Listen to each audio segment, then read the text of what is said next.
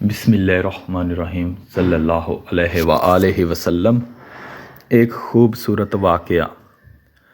ایک غلام تھا۔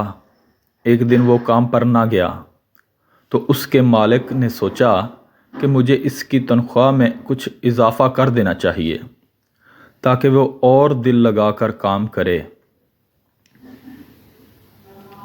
اور آئندہ غائب نہ ہو۔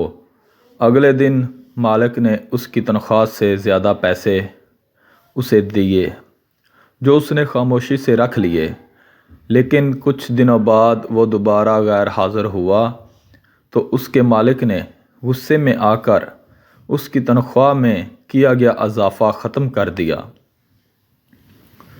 اور اس کو پہلے والی تنخواہ ہی دی۔ غلام نے اب بھی خاموشی اختیار کی تو مالک نے کہا، جب میں نے اضافہ کیا تو تم خاموش رہے، اور اب جب کمی کی تو پھر بھی خاموش ہو کیوں؟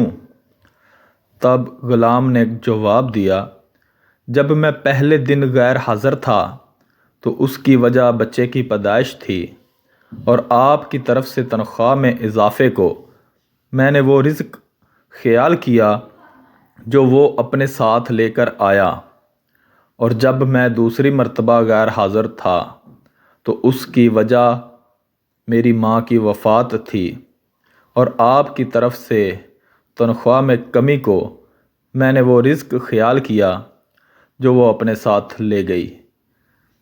پھر میں اس رزق کے خاطر کیوں پریشان ہوں جس کا ذمہ خود اللہ پاک نے اٹھایا ہوا ہے؟ اس لیے رزق کے لیے پریشان نہیں ہونا چاہیے۔ اللہ پاک ہمیں صبر شکر کرنے والا بنائے، آمین ثم آمین۔